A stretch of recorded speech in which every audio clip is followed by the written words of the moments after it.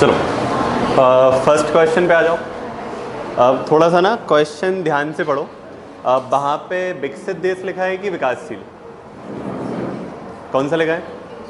विकसित लिखा है। अब ध्यान रखना ना, जब भी अपन लोक प्रशासन की बात करें और वहाँ पे लिखा हो विकसित देश, तो दिमाग में अमेरिका को लेके मत आना, दिमाग में किसको लेके आना? स्वीडन, फिनलैंड और नॉर्डिक कंट्रीज़ को। ठीक है, पहली चीज़ तो नॉर्डिक कंट्री दिमाग में ले आओ ताकि मैं समझ में आ जाए हम क्या बोलना चाह रहे हैं।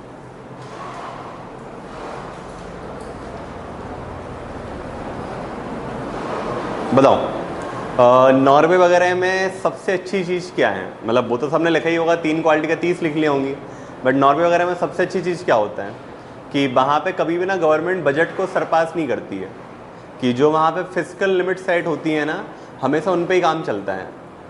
तो जो सबसे पहली क्वालिटी है यहाँ पे वो क्या है कि बजट हमेशा मेंटेन रहता है। तो जो भी उनकी राजकोषीय घाटे वाली जो भी चीज़ें रहती है, फिजिकल चीज़ें, वो हमेशा उनकी मेंटेन रहती हैं।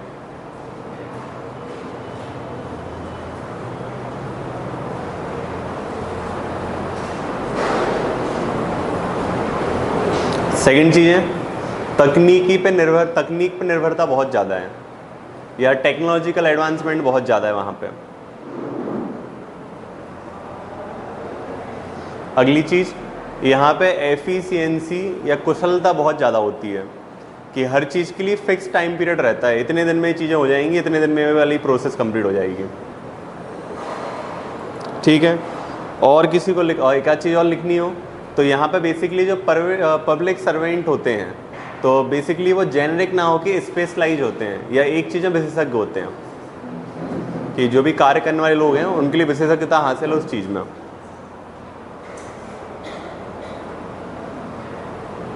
चलो नेक्स्ट आ जाओ। पद सोपान की 3 सीमाओं या हायरार्की की 3 सीमाओं को लिखी है। तो सबसे पहली सीमा क्या हो जाती है हायरार्की में कि डिसीजन मेकिंग बहुत ज़्यादा स्लो हो जाती है, पहली चीज़ तो लिखा। डिसीजन मेकिंग, निर्णय लेने की क्षमता बहुत धीमी हो जाती है। सेकंड प्रॉब्लम क्या हो जाती है कि यहाँ पे ना जो इन्फॉर्मेशन होती है या जो जानकारी होती है वो स्पष्ट रूप से नहीं पहुँच पाती है। होता क्या है, मैंने बोला कि ये करना है, दूसरे ने कुछ और लिखा है, तीसरे ने उसको और कुछ लिखा है, चौथे ने और कुछ लिखा है, तो पहुँचते पहुँचते चीज़ें बदल जाएगी। कि शुरुआत होती है पेन की खरीदी से और ख़त्म होता है बोर्ड की खरीदी पे। तो इन्फॉर्मेशन बैरियर है, इसको बोलते हैं इन्फॉर्मेशन बैरियर। चलो अगली जो यहाँ पे सबसे बड़ी समस्या हो जाती है वो ये हो जाती है कि लोग ना कार्य की जगह पदों को महत्व देते हैं। मतलब फॉर एग्जाम्पल कोई आदमी यदि 10 साल या 15 साल पुराना आदमी हो चुका है, तो अब वो काम के लिए काम नहीं कर रहा, वो किसके लिए काम कर रहा है? सिर्फ पद के लिए काम कर रहा है।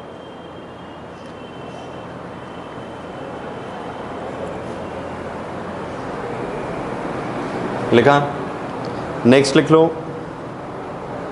और अगली जो समस्या होती है तो वहाँ पे डुप्लीकेशन होने लगता है कि एक ही जैसा काम हर लेवल के लोग कर रहे होते हैं, तो एक ही कार्य की पुनरावृत्ति हो जाती है बार बार।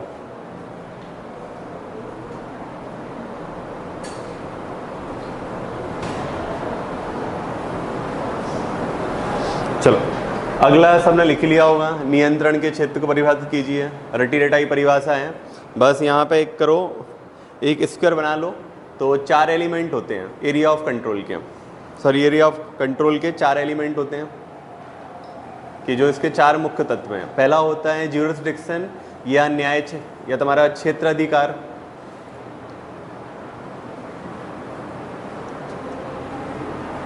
क्षेत्राधिकार होता है कि इसमें ज्यूरिसडिक्शन। सेकंड तुम्हारा इसमें हो जाता है कार्य या फंक्शंस, कार्य या फंक्शन। अगला इसमें हो जाता है बजट। और चौथा हो जाता है लागू करने का अधिकार।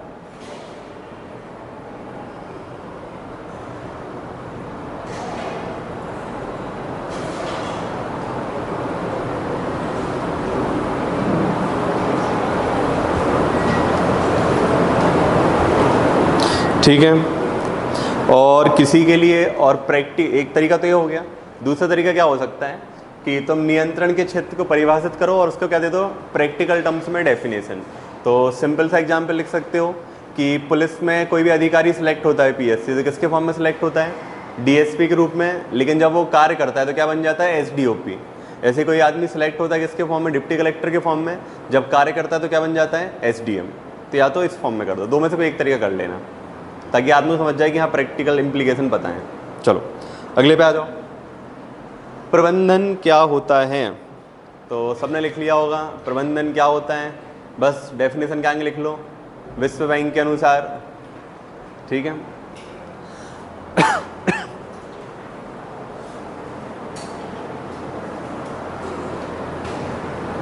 लिखा।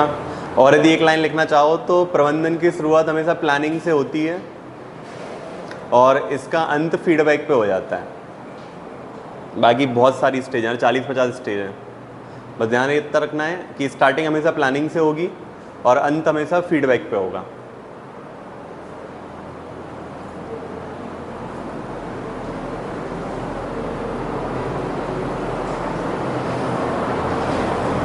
चलो नेक्स्ट आ जाओ।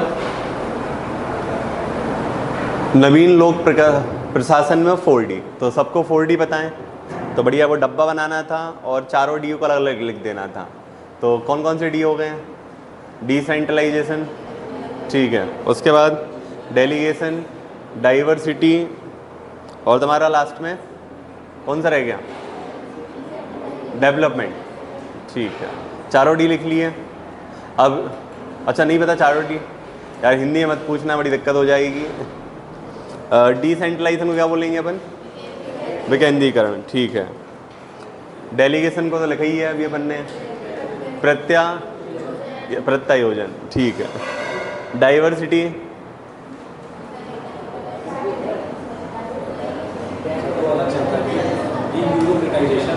डीब्यूरोक्रेटाइजेशन, ठीक है, डेमोक्रेटाइजेशन, चलो ठीक है। तो लिख लिए चारों डी। अब यहाँ पे क्या करो कि चारों डी में ना एक एक एग्जाम्पल लिख दो, सिंपल सिंपल से।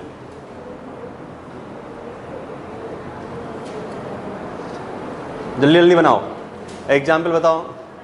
डिसेंट्रलाइजेशन का एग्जाम्पल क्या होगा, ठीक है, लिख लो पंचायती राज। सेकंड डी पे आ जाओ, क्या है सेकंड डी अपना, डेलीगेशन। डेलीगेशन का एग्जाम्पल क्या हो जाएगा,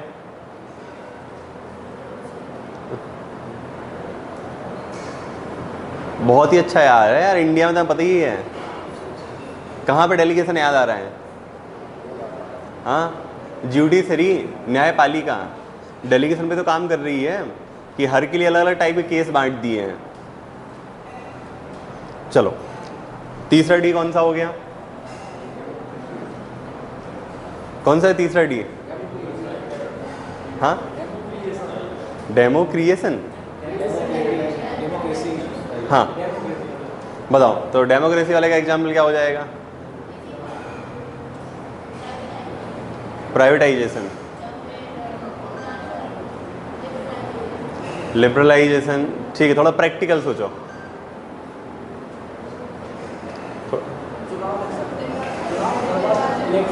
इलेक्शन लिखो ना, सिंपल सा, अपन क्यों लिख रहे हो, अगला आदमी और कंफ्यूज हो जाए लिबरलाइजेशन वगैरह पे।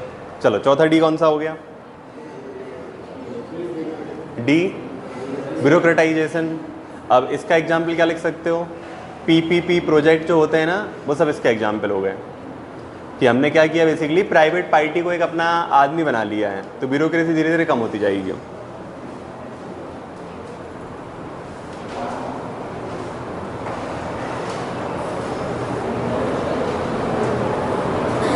चलो नेक्स्ट आ जाओ, कॉन्सेप्ट ऑफ पावर।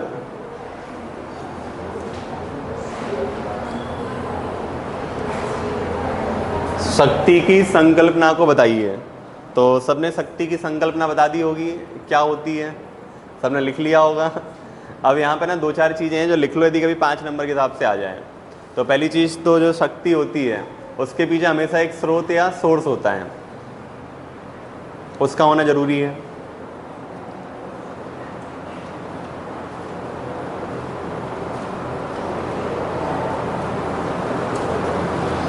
सेकंड चीज, शक्ति का हमेशा वितरण होता है या डिस्ट्रीब्यूशन होता है।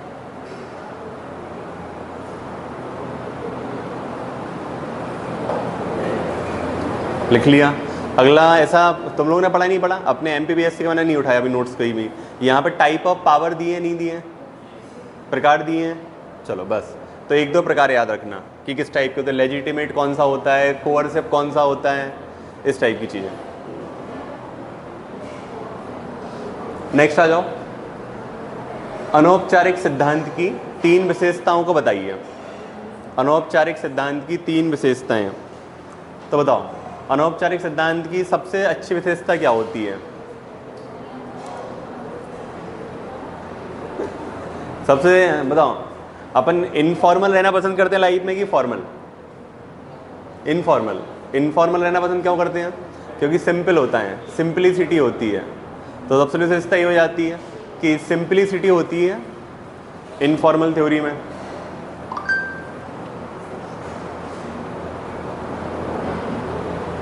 बताओ, जब भी चीज़ें अनौपचारिक होती हैं तो वो ऊपर से नीचे की तरफ जाती है कि नीचे से ऊपर की तरफ?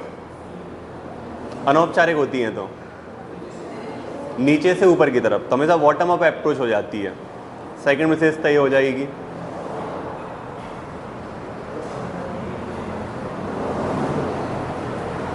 लिखा। थर्ड विशेषता क्या होती है कि जो दैनिक जीवन में आने वाली चुनौतियां होती हैं, हम पहले उनकी तरफ ध्यान देते हैं फिर बड़ी चुनौतियों की तरफ।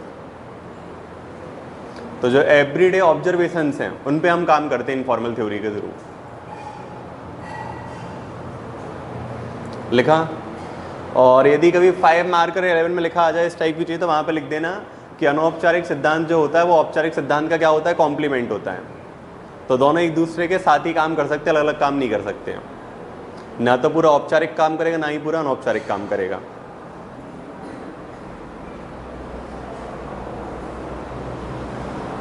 चलो नेक्स्ट आ जाओ। 3 संस्थाओं के नाम लिखिए जिन्होंने एक विषय के रूप में इसका काम किया है। तो पता होंगे नाम, तो मेजर जो 3 है, अच्छा नहीं पता लिख लो। Harvard Kennedy school, Harvard Kennedy school.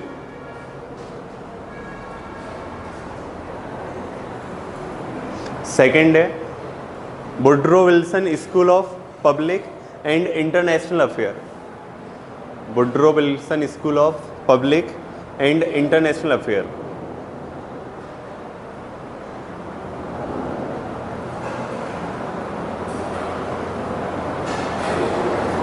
Next लिख लो Columbia university school of public administration.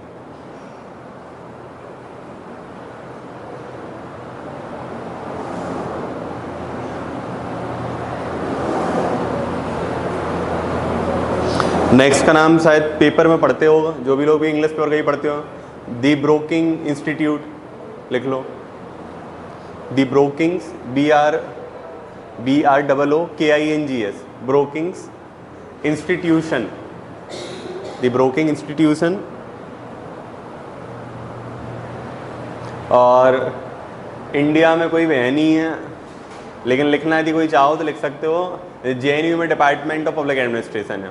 India में पहली बार वहीं पे चालू हुआ था एक सिस्टमेटिक वे में, जवाहरलाल नेशनल यूनिवर्सिटी में।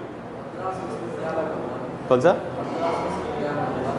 मद्रास में, ठीक है। मैं जहाँ दिख रहा था वहाँ पे, ठीक है। और जो एशिया में सबसे ज़्यादा फेमस है तो उसका नाम लिख लो, Lee Kuan Yew school of public policy. Lee Kuan Yew, Lee Kuan Yew किसी ने नाम सुना है क्या? नहीं। जो सिंगापुर है ना, उनके पापा हैं, उनने सब चालू करवाया सिंगापुर में सारी चीज़ें। ली कुआन यू, हाँ ली कुआन यू। सच में तुमने नाम नहीं सुना आज तक किसी ने ली कुआन यू का? एक ने भी नहीं? क्या बात कर रहे हैं। मतलब जैसे अपने गांधी जी है ना, ऐसे उनके वो हैं सिंगापुर में। मतलब जो भी न्यू वर्ल्ड वाला ऑर्डर बोलते हैं अपन, थर्ड वर्ल्ड कंट्रीज, तो पूरा सब यही इनके पापा मान लो।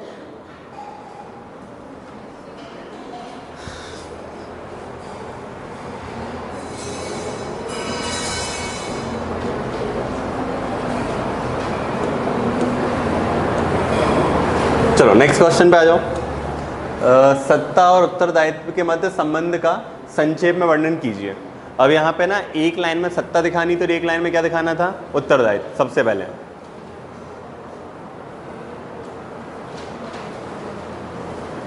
लिखा।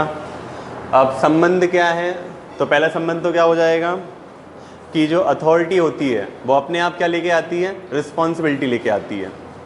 पहला संबंध तो ये है कि जैसे आदमी के पास सत्ता आती है तो अपने आप क्या आ जाता है, उसके पास उत्तरदायित्व भी आ जाता है।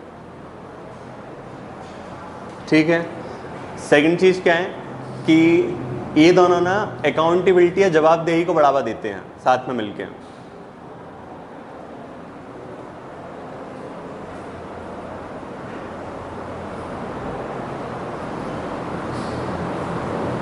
लिखा। नेक्स्ट चीज, दोनों एक दूसरे में संतुलन स्थापित करते हैं, बैलेंसिंग एक्ट करते हैं दोनों एक दूसरे के लिए।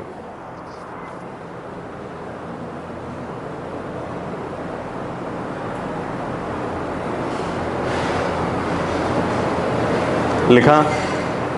और लास्ट में लिख सकते हो, यदि इनके बीच में संबंध सही से ना हो तो अपने आप समाज में क्या बढ़ने लगता है, भ्रष्टाचार का मामले बढ़ने लगते हैं।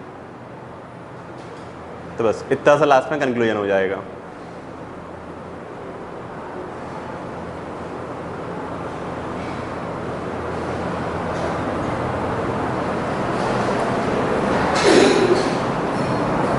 चलो बताओ, आदेश की एकता क्या होती है? रटा रटाया आंसर है, सबने लिख लिया होगा। बताओ क्या लिखा है? एक ही अधिकारी केवल एक ही अधीनस्थ को आदेश देता है। थोड़ा सा बेग हो गया। हाँ बताओ। ऐसा नहीं है एक अधिकारी एक ही को, बाकी खाली बैठे हैं। मतलब मैं ऐसी बात कर दी कि मतलब एक कलेक्टर के अंदर में कम से कम मतलब एक जिले में 200 कलेक्टर होने चाहिए कि हर पटवारी का एक पर्सनल कलेक्टर। एक आदमी आदेश देगा, लेकिन अधीनस्थ बहुत सारे हो सकते हैं, लेकिन आदेश देने वाला क्या होगा, हमेशा एक ही होगा। ऐसा मत करवाओ तुम, थोड़ा लॉजिकल सोचो। एक ही आदमी एक को आदेश देगा तो काम, फिर आदेश देगा ही खुद ही काम कर लेगा।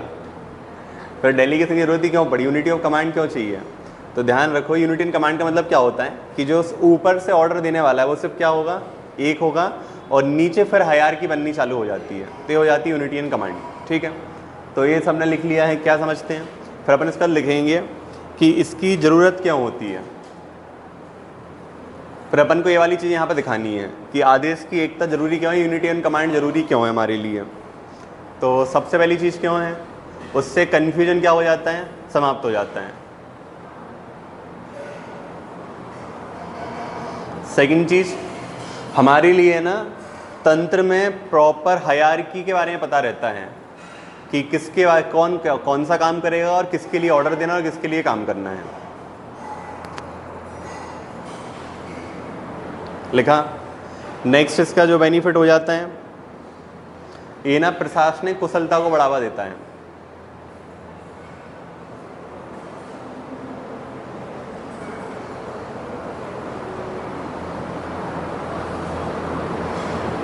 लिखा। और सबसे लास्ट में लिख सकते हो कि ये हर क्षेत्र में उपयोगी नहीं है। आदेश की जो एकता है ना, ये हर क्षेत्र में उपयोगी नहीं है। खासकर से यदि लिखना हो कोई क्षेत्र हमारे लिए तो लिख सकते हो जहाँ पे इनोवेशन या अनुसंधान वाले कार्य होते हैं, क्योंकि यदि आदमी आदेश की एकता को मानेगा ना तो वो कुछ इनोवेटिव सोच ही नहीं पाएगा, वो सिर्फ ऊपर वाले बॉस की बात को फॉलो कर रहा होगा। ठीक है, अब लेकिन यहीं पर और लिखना हो तो कुछ क्षेत्र हैं जहाँ पे आदेश की एकता का होना सर्वथा जरूरी होता है। तो एक तुम्हारा हो जाता है रक्षा का क्षेत्र, चाहे आर्मी हो या पुलिस हो। सेकंड तुम्हारा ट्रांसपोर्टेशन के सारे फील्ड, चाहे रेलवे हो, चाहे एयरपोर्ट अथॉरिटी हो, चाहे सारी चीज़ें हो। तो रक्षा और संचार के क्षेत्र में सबसे जरूरी चीज़ें हैं।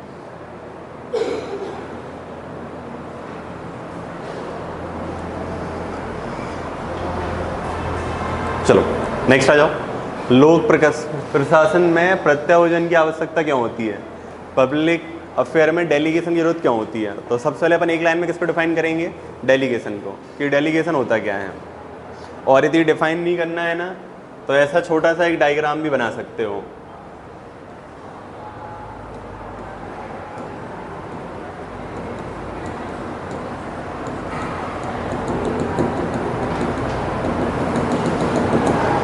तो उससे सामने वाले को समझ में आ जाएगा कि डेलीगेशन बेसिकली क्या है, कि एक बहुत बड़ा सा काम है, ठीक है, तो वो होना प्रैक्टिकली पॉसिबल नहीं है, या बहुत सारे लोग चाहिए, तो उस काम को पहले हमने छोटे फॉर्म में तोड़ा है, फिर और छोटे फॉर्म में टूटा है, तो अल्टीमेटली काम क्या हो जाएगा अपना पूरा यहाँ पे ख़त्म हो जाएगा। तो एक डेलीगेशन को छोटा सा डायग्राम से दिखा सकते हो। और ऐसा बिल्कुल मत करना कि वोडाफोन के बहुत सारे जूजू बना दो, कि पहले एक बना दिया, फिर नीचे 3 बना दिए, फिर 9 बना दिए, ऐसे मत बनाना, ठीक है।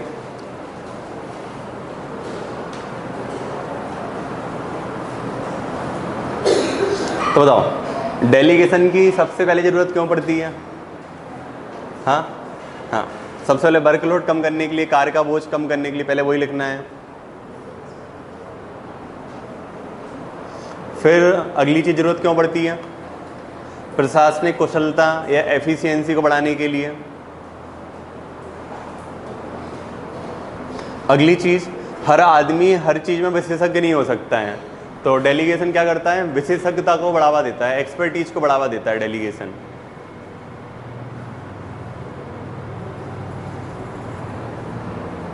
लिखा।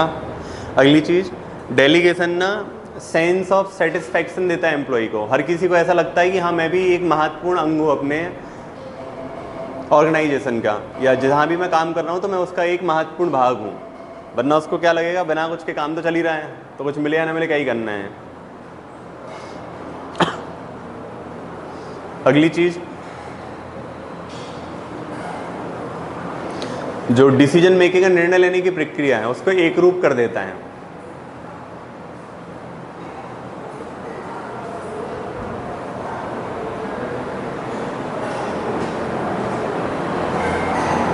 लिखा।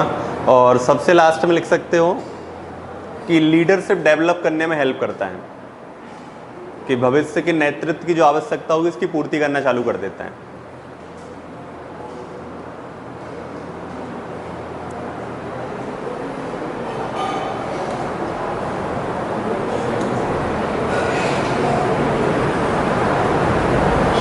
और जब भी लिखा हो विकासशील देश और उसकी समस्याएं, तो थोड़ा सा इंडिया को बीच में मत रखना, इंडिया की जगह इसको रख लेना बांग्लादेश को, क्योंकि अपन लोग थोड़े टेक्नोलॉजिकली एडवांस हो चुके हैं, तो अपन लोग ना मतलब वो बीच वाले द्वंद्व में फंसे हैं कि कुछ चीज़ों में अपन क्या हो चुके हैं, विकसित देशों से भी आगे हैं, बट कुछ चीज़ों में कहाँ हैं अपन, विकासशील से ही पीछे हैं। तो अपन एग्जैक्ट विकासशील नहीं बोल सकते।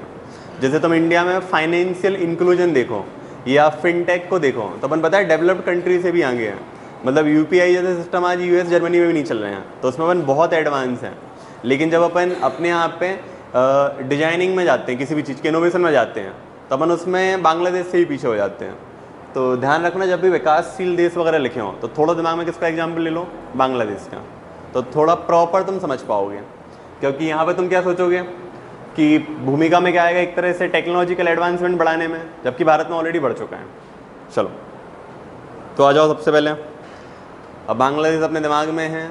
अब बांग्लादेश की खबर याद करो कि वहाँ पे पूरा टमाटर कहाँ से जाता है, इंडिया से।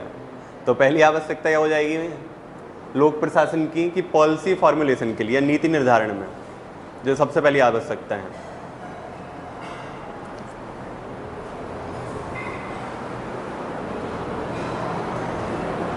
ठीक है। अगली चीज, सुविधाएं मुहैया कराने में या सर्विस डिलीवरी में। नेक्स्ट चीज, संसाधनों के वितरण में, रिसोर्स अलोकेशन। अगली चीज, स्वास्थ्य सेवाओं में वृद्धि के लिए, स्वास्थ्य और शिक्षा एक साथ ही लिख लेना।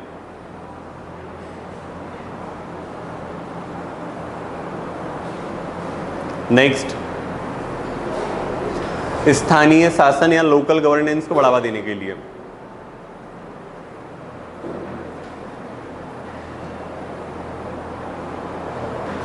लिखा। और सबसे लास्ट में लिख सकते हो अंतर्राष्ट्रीय संगठनों के साथ समन्वय बनाने में, अंतर्राष्ट्रीय संगठनों के साथ समन्वय बनाने में।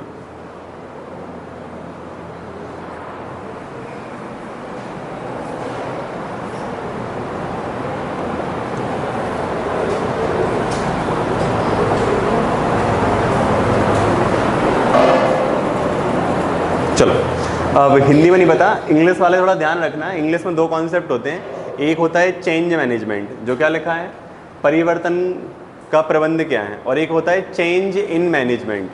तो यहाँ पे लिखा है चेंज मैनेजमेंट, तो अपन दोनों का मतलब समझ लेते हैं। जहाँ भी लिखा है तुम्हारे लिए चेंज मैनेजमेंट या परिवर्तन का प्रबंध, तो इसका मतलब तुम अपने आप का एग्जाम्पल ले लो कि अभी जो तुम्हारी ज़िंदगी चल रही है और जो तुम वास्तविकता में चाहते हो, तो जो तुम चाहते हो उसमें पहुंचना है, तो तुम्हारा क्या हो जाता है चेंज मैनेजमेंट।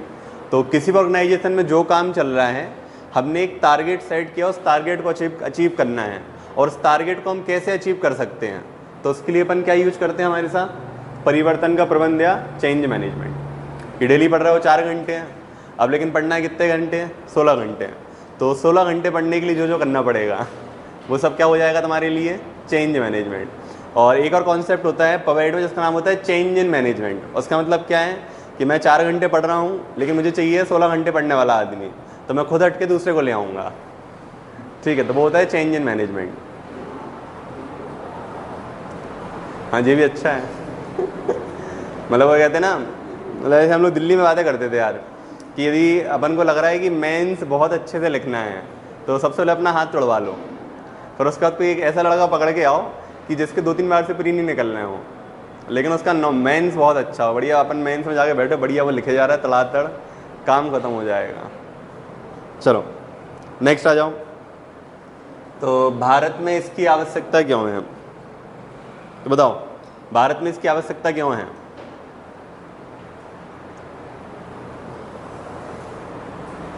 हाँ अच्छा, आते आते रुक गया, बताओ भारत में आवश्यकता क्यों है। परिवर्तन का प्रबंध की भारत में आवश्यकता है कि नहीं है, क्या लगता है। जीवन में तुम भारत की बातें कर रहे हो तो है क्यों आखिर, बताओ। भारत की जो संस्कृति है वो एक समान है कि मिश्रित है, बहुत ज़्यादा कॉम्प्लेक्स है, सबसे पहले तो इसकी वजह से आवश्यकता बढ़ जाती है। क्योंकि क्या होगा, जैसे अपन सिंपल एग्जांपल यूसीसी का ले लो, तो यदि अपन बात करें यूसीसी की, तो तुम लोग को क्या लगता है इन जनरल यूसीसी के आने से सबसे ज़्यादा फ़र्क किसको पड़ना है, मुस्लिम्स को कि ट्राइब्स को। सबसे ज़्यादा फ़र्क ट्राइब को पड़ना है। मुस्लिम में तो एटलीस्ट ना उनके यहाँ कोडिफिकेशन है, हनीफी स्कूल है, सैफ़ी स्कूल है, कुछ ना कुछ स्कूल्स तो है। ट्राइबल में कोई स्कूल ही नहीं है, तो ज़्यादा फ़र्क किसको पड़ना है, उनके लिए। तो पहली चीज़ तो हमें डाइवर्सिटी को इंक्लूड करके रखने के लिए जरूरत पड़ जाती है इसकी। चलो सेकंड चीज़ क्या हो जाएगी भारत में ज़रूरत, कि हमारे यहाँ पे जो अभी स्ट्रक्चर चल रहा है वो भारत का खुद का नहीं है, वो कौन सा चल रहा है, ब्रिटिश लोगों का दिया हुआ। तो इसको बदलने के लिए कि हमें ब्यूरोक्रेटिक स्ट्रक्चर ना इंडिया के अनुसार चाहिए, ना कि ब्रिटेन के अनुसार।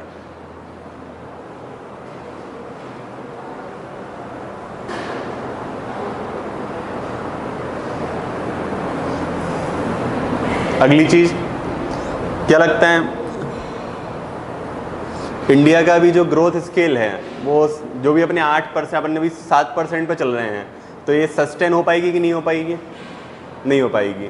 रीज़न क्या है कि कोई भी इकोनॉमी तभी बूस्ट कर पाती है बहुत ज़्यादा ना, जब उसके पास बहुत बड़ा मैन्युफैक्चरिंग हब हो। क्योंकि मैन्युफैक्चरिंग से ही क्या होता है ना, आप सर्विस डिलीवरी पे जा पाते हो। सिर्फ सर्विस डिलीवरी पे जाओगे तो मैन्युफैक्चरिंग नहीं हो तो काम नहीं होने वाला। तुम समझो फॉर एग्जाम्पल ना कि जोमेटो का खाना डिलीवर करने वाले अपने यहाँ पे 200 लोग हो चुके हैं, जबकि रेस्टोरेंट सिर्फ 3 हैं, तो कोई फ़ायदा होना है कि नहीं होना है, कुछ भी फ़ायदा नहीं होना है। तो पहले रेस्टोरेंट बनाने पड़ेंगे 30, फिर डिलीवरी वाले कितने पहुँचाने पड़ेंगे 300। तो इंडिया में थोड़ा सा अपने यहाँ उल्टा चल रहा है कि रेस्टोरेंट कितने चल रहे हैं, 3 ही चल रहे हैं, बनाने भेजने वाले कितने हैं, 300 हैं। फॉर एग्जाम्पल तुम उसमें ले लो कि मोबाइल की बात कर लो कि सिस्टम मोबाइल ऐप बनाने वाले अपने यहाँ पे लाखों आदमी बैठे हैं कि जो मोबाइल की ऐप बना सकते हैं, लेकिन सेमीकंडक्टर बनाने वाले इंडिया में एक भी नहीं है। तो सेकंड ज़रूरत किस चीज़ के लिए, अपने इकोनॉमिक पॉलिसी के लिए।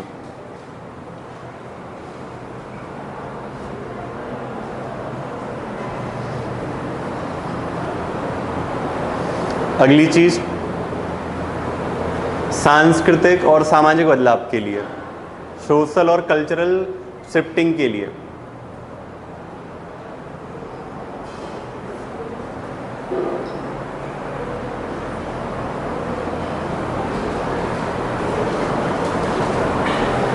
चलो बस इतना ही मैं सोच पाया, बाकी और कोई सोच लिया तो बता दो।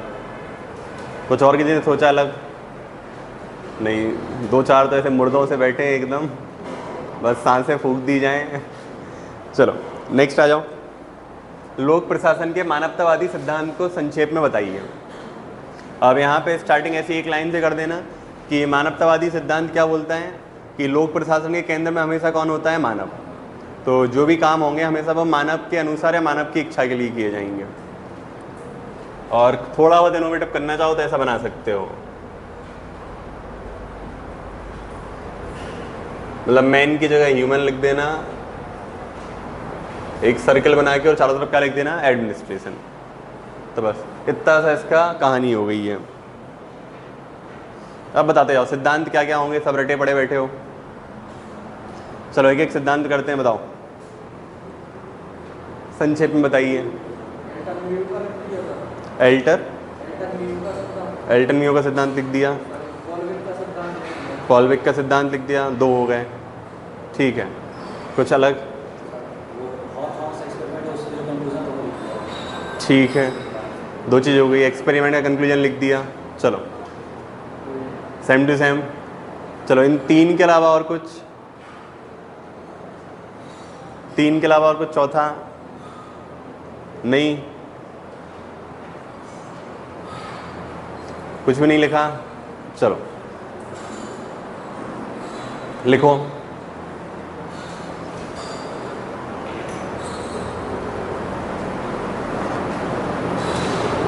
American school of public policy, American school of public policy.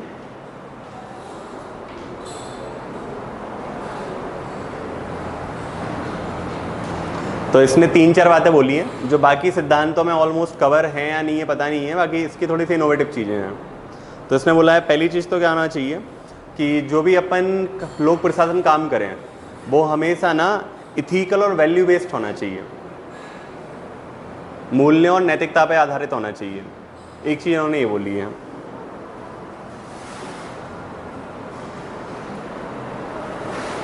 ठीक है, अब इन्होंने ये बोला है कि जो लोक प्रशासन काम कर रहे हैं वो काम किसके लिए कर रहे हैं? मानवता के लिए।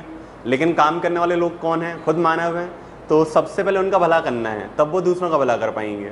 तो इन्होंने एम्प्लॉय की वेल बीइंग पे बहुत ज़्यादा ध्यान दिया है कि जो भी अपने शासन के अंग हैं या जो भी तुम्हारे यहाँ पे काम करने वाले लोग हैं, सबसे पहले हमें उनका ध्यान बहुत ज़्यादा रखना है कि जब तक आप उनको सुविधाएँ नहीं दोगे तो आप उम्मीद नहीं कर सकते हो कि वे दूसरों के लिए सुविधाएँ प्रदान करें सेम लेवल की। ठीक है, थर्ड चीज़ इन्होंने बोला है कि हमें ना जो भी लोग हैं उनसे फीडबैक मैकेनिज्म को डेवलप करना है, क्योंकि हम काम उनके लिए कर रहे हैं। तो उनसे समय समय पर जानना जरूरी है कि चीज़ें उनके भले के लिए हो पा रही हैं कि नहीं हो पा रही हैं।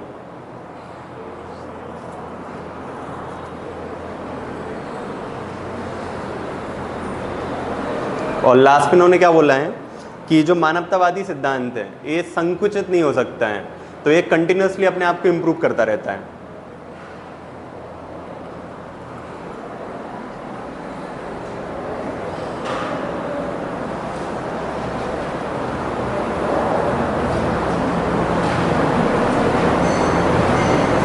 लिख लिया सबने?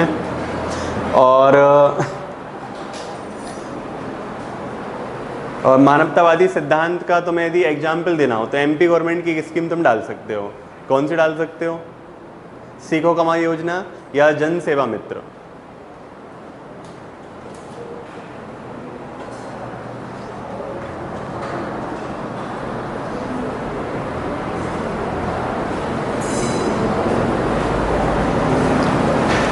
तो ये दोनों योजनाएं जो हैं कहीं ना कहीं जन सेवा मित्र वाली और ये ना उससे लिंक होती है उस सिद्धांत से।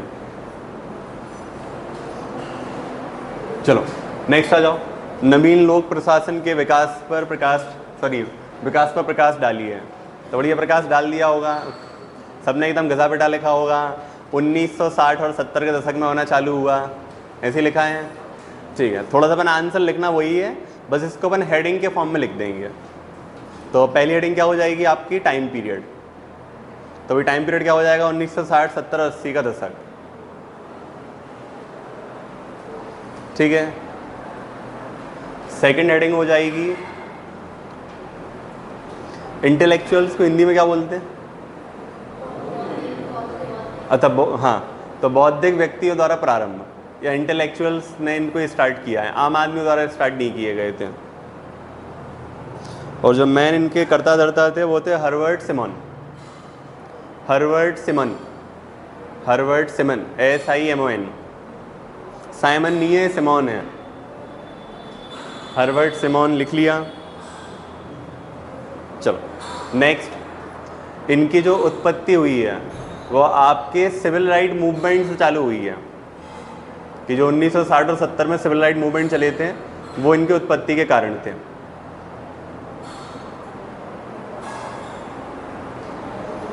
ठीक है, नेक्स्ट, ये सभी मैक्स वेबर ब्यूरोक्रेसी को भर भर के गालियां देते थे। तो जो भी ट्रेडिशनल ब्यूरोक्रेसी है वो सबके आलोचक थे ये सभी लोग।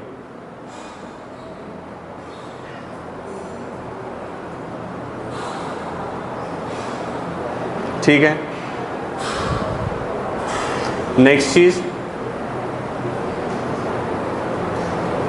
ये बेसिकली थर्ड वर्ल्ड या जो अपन थर्ड वर्ल्ड कंट्री बोलते हैं उनके अनुसार बना था। तो ये सब डाइवर्सिटी को बहुत ज़्यादा वैल्यू देते थे, डाइवर्सिटी और इंक्लूजन को।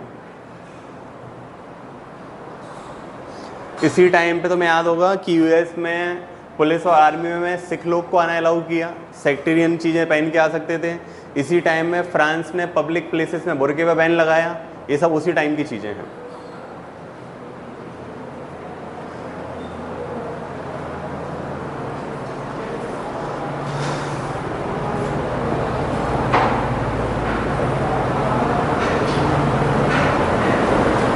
लिखा, चलो नेक्स्ट क्वेश्चन पे आ जाओ।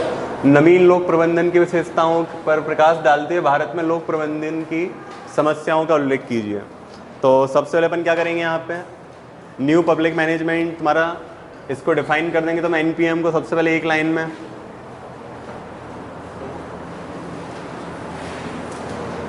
डिफाइन कर दिया तुमने। और भारत में यदि नाम लिखना हो तो अमर्त्य सेन ने इस पर बहुत कुछ लिखा है, राइटिंग्स करी है। तो अमर्त्य सेन का नाम लिख सकते हो एज अ थिंकर, कि अमर्त्य सेन के अनुसार ये है, वो है, फलाना ढमका है।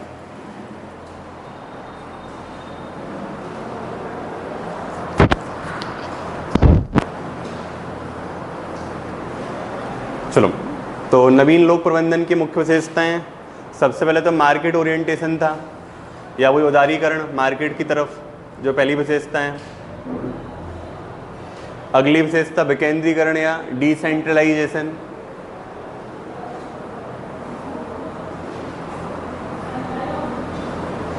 नेक्स्ट, कंज्यूमर सेंट्रिक अप्रोच या उपभोक्ता केंद्रित अप्रोच थी।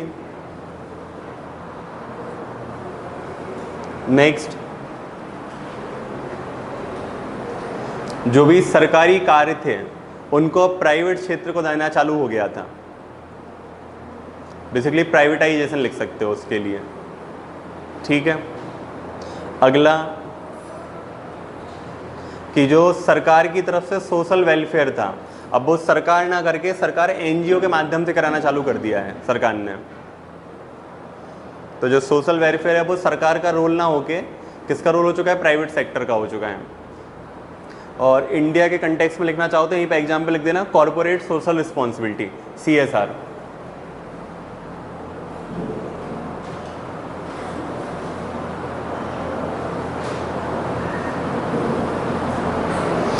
नेक्स्ट, प्रदर्शन के आधार पर वेतन की शुरुआत हो गई, परफॉर्मेंस बेस्ड पे।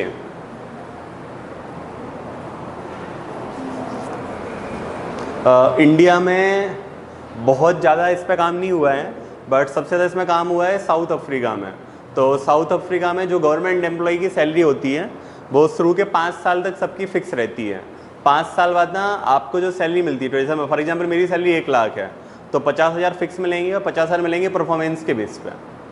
तो जिसमें काम, जैसे फॉर एग्जांपल कि अपन 3 लोग एक जैसा काम कर रहे हैं और अपन के लिए टारगेट था कि तीनों को इस महीने के एंड में 10-10 फाइलें निपटानी है, तो 1 लाख में से 50-50 हज़ार सबके लिए मिलेंगे। अब बाकी जो 50 हज़ार हैं वो हर फाइल के हिसाब से 5-5 हज़ार बढ़ जाएंगे।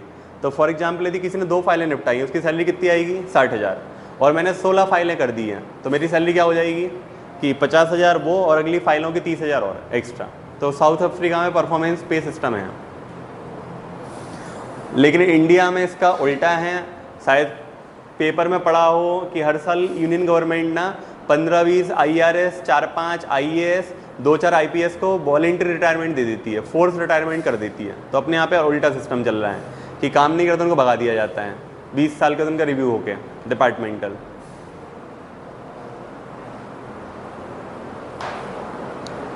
चलो नेक्स्ट आ जाएगा टेक्नोलॉजी इंटीग्रेशन, तकनीक को अपनाना।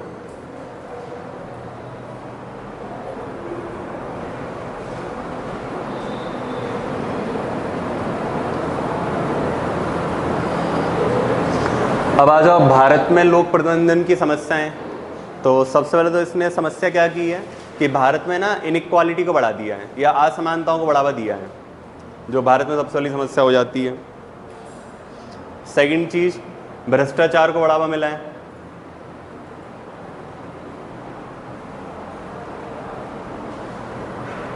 अगली चीज, इसके बाद से राजनेताओं का हस्तक्षेप बढ़ना चालू हो चुका है, पॉलिटिकल इंटरफेरेंस हुआ है।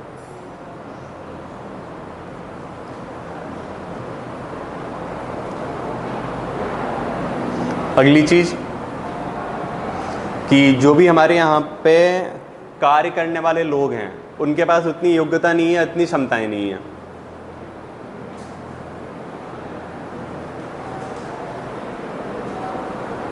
अगली चीज कि भारत में ना विशेषज्ञों की जगह ना साधारणों को वैल्यू दी जाती है। स्पेशलाइज्ड की जगह ना अपन जेनरिक ब्यूरोक्रेसी को रखते हैं आज भी।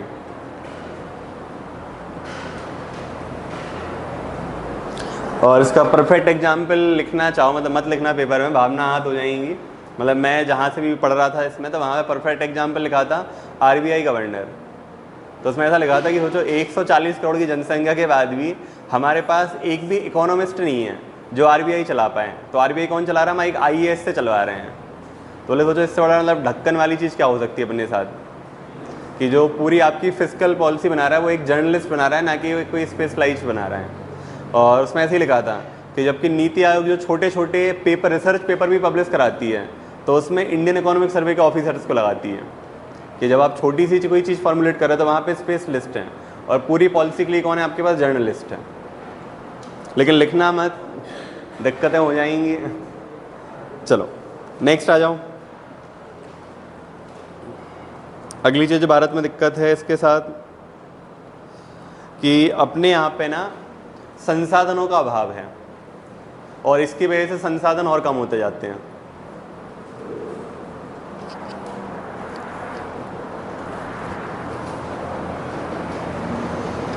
अगली चीज़ कि भारत के जो सबसे बड़ी समस्या है, इसकी समस्या तो भारत के लोगों की मानसिकता कि हम बदलाव के प्रति समर्पित ही नहीं होते हैं। हमें जो चल रहा है, पुराना ढल रहा है, हम उसको सही मान के चलते हैं।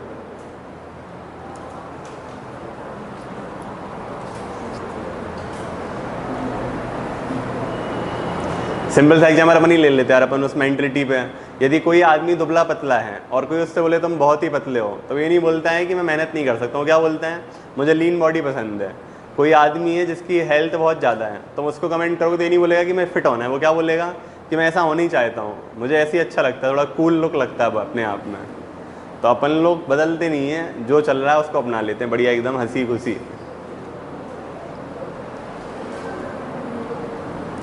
चलो नेक्स्ट आ जाओ। लोक प्रशासन की प्रकृति की विवेचना कीजिए। अब बताओ इंट्रोडक्शन में क्या लिखोगे कि लोक प्रशासन की जो प्रकृति है वो एक समान है कि समय समय पर बदलती रहती है? तो पहली चीज़ ये लिखना है कि समय समय पर बदल जाती है। सेकंड चीज़ अपन को जिसमें लिखना है इंट्रोडक्शन में कि लोक प्रशासन की प्रकृति ना समय के साथ साथ ना एक देश से दूसरे देश में पूर्ण रूप से बदल जाती है।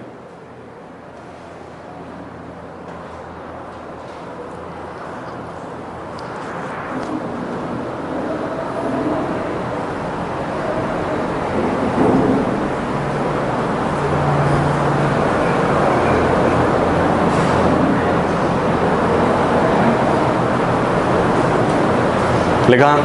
चलो अब बता दो यार तुम लोगों ने क्या क्या नेचर लिखे हैं, फिर मैं बताता हूँ। बताओ।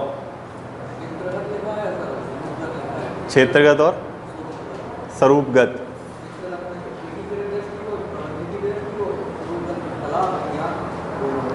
ठीक है, मतलब बेसिकली इसने क्षेत्र और उसको बांट दिया है। चलो same to same, same to same, same to same. Change, ठीक है। टाइम आउट, ठीक है, कुछ नया हो गया। चलो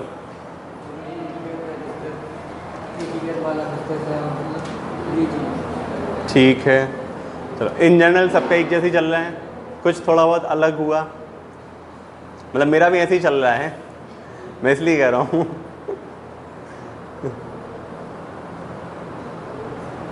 ठीक है, बस थोड़ा सा मैंने उन पॉइंट को प्रायोरिटी वाइज लिखा है कि मतलब जैसे मैंने पॉइंट लिखे सबसे पहले नहीं लिखा था कि जो इसकी प्रकृति होती है लोक प्रशासन की अपने लिए, तो सबसे पहले क्या होती है वो कि जो भी नागरिकों के हित है उसको सबसे पहले रखती है, सर्वोच्च स्थान देती है।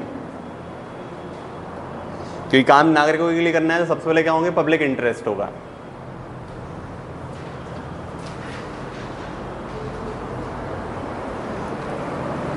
सेकंड लिखा था कि जो पब्लिक एडमिनिस्ट्रेशन है हमेशा वो गवर्नमेंट की अथॉरिटी के अंदर काम करता है, उससे बाहर कभी भी नहीं जाता है।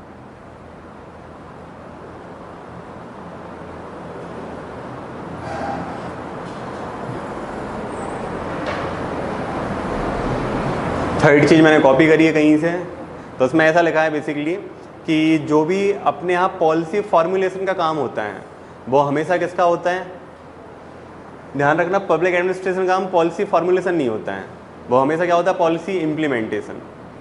तो ये कॉपी किया हुआ है। फॉर्मुलेशन के लिए दूसरी अथॉरिटी है, पब्लिक एडमिनिस्ट्रेशन सिर्फ और सिर्फ इम्प्लीमेंटेशन के लिए निर्भर है।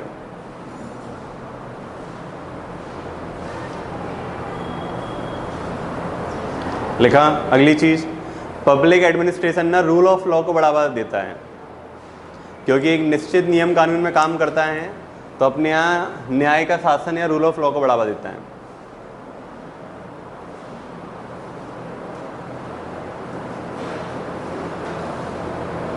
लिखा। अगली चीज, ये प्रोफेशनलिज्म को बढ़ावा देता है।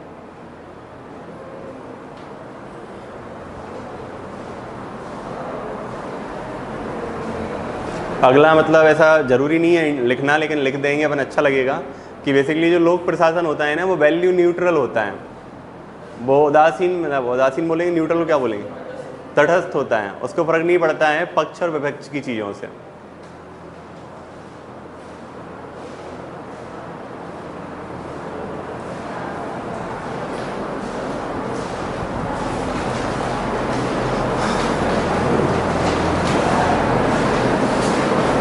चलो और कंक्लूजन में थोड़ा सा लिख देंगे इंडिया के हिसाब से कि लोक प्रशासन की जो प्रकृति, यदि हम भारत में बदलाव देखें तो पिछले 15-20 सालों में निम्न बदलाव आ चुके हैं। एक दो अपन नाम लिख देंगे बदलाव के, कि जैसे हमारे यहाँ पे एक सोशल ऑडिट का कॉन्सेप्ट आ चुका है कि हम जनता की भागीदारी बढ़ा रहे हैं। सेकंड चीज़ है, अभी तक हमने PPP नाम सुना होगा, अब हम 4P पे जा चुके हैं, public private people participation, public private people. अब सिंपल सा मतलब समझ लेते हैं कि देखो एक तरफ क्या होता है,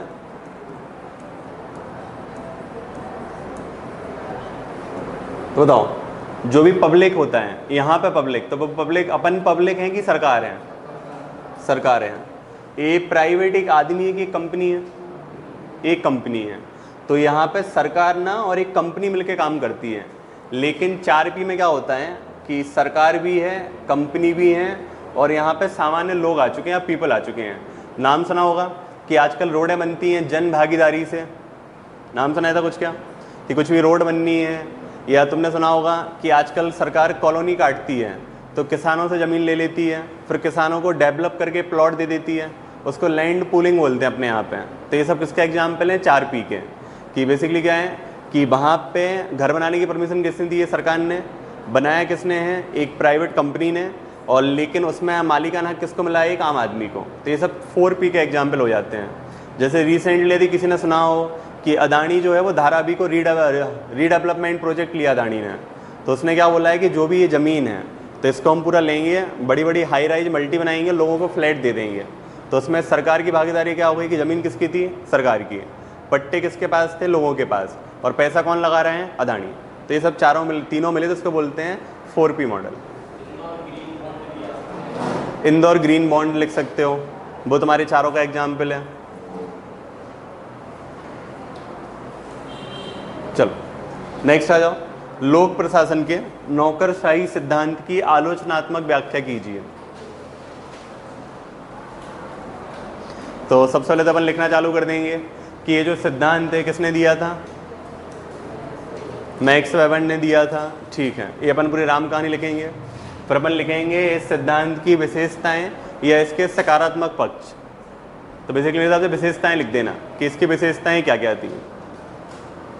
तो बताइए सबके लिए 5-6 विशेषताएं। एक तो हायरार्की है, सेकंड चीज डिवीजन ऑफ लेबर था, सबको पता है कि उसको क्या काम करना है।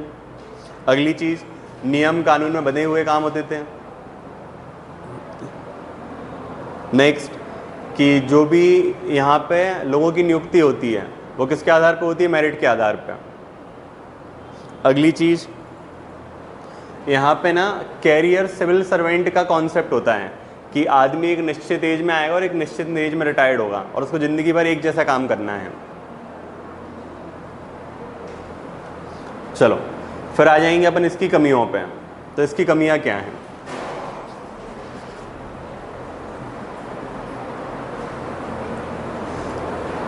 फिर अपन जब कमियां लिखना चालू करें तो वहां पे ऐसा लिखेंगे कि बेसिकली जो कमियां हैं वो 21वीं सदी के हिसाब से कमियां हो चुकी हैं क्योंकि बदलाव की आवश्यकता थी, अदरवाइज वो कमियां नहीं थी।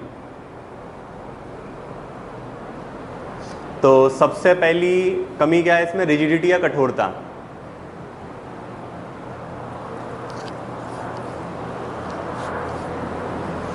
सेकंड कमी क्या है इसकी? Red tape.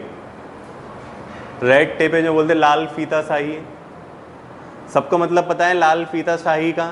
लाल फीता शाही मतलब ये नहीं होता है कि लाल फीता बिछाना है, उसका मतलब ये होता है कि अब आदमी को ना इतनी चीज़ों में उलझा दो कि आदमी को काम करना छोड़ दें।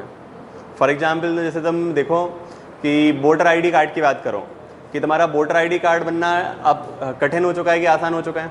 बहुत सिंपल, ऑनलाइन फॉर्म भर दो। पहले क्या होता था, तुम वोटर आईडी कार्ड बनना है ना तो वो साल में एक बार तो विंडो खुलती थी।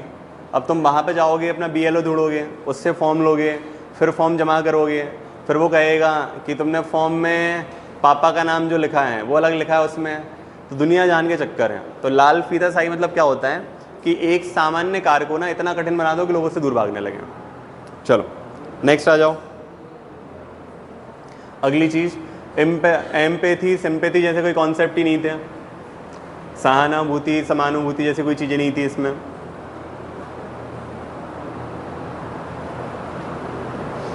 अगली चीज इनएफिशिएंसी बहुत ज़्यादा थी।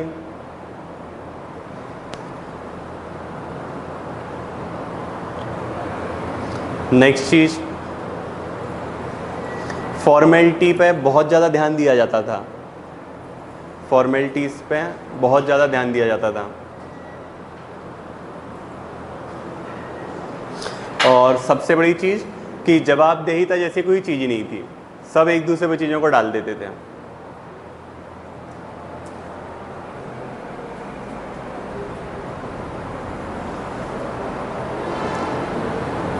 लिखा गया। चलो, और जब भी इसको कंक्लूड करोगे तो कंक्लूड करके क्या लिख दोगे? इसकी कमियों को हटाते हुए अब एक नए प्रकार का पब्लिक एडमिनिस्ट्रेशन बनाया गया है। उसका नाम क्या है? हाँ, न्यू पब्लिक एडमिनिस्ट्रेशन।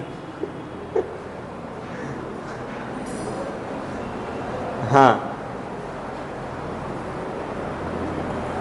थोड़े वो इसलिए कहते प्रधानमंत्री के भाषण सुना करो। उनने बोला था कि अब पहले जो था ना, अब लोक प्रशासन नौकरशाही वाला नहीं रह गया है, अब लोक प्रशासन हो गया सेवाशाही। अब सर्विस पब्लिक एडमिनिस्ट्रेशन हो चुका है कि जहाँ पे हर आदमी का उद्देश्य क्या होता है? लोगों की सेवा करना। और कोशिश ये करना कि जनरली अपन पॉलिटिकल फिगर के नाम से नहीं लिखते हैं, तो नाम मत लिख के अपन क्या लिख देंगे? प्रधानमंत्री। ठीक है, नाम मत लिखना किसी भी आदमी का, प्रधानमंत्री लिख के छोड़ दो ताकि वो आदमी कन्फ्यूज हो जाए कि मनमोहन सिंह ने बोला है कि मोदी जी ने बोला है। कांग्रेस वाला तो भी नंबर दे दे, बीजेपी वाला तो भी नंबर दे दे।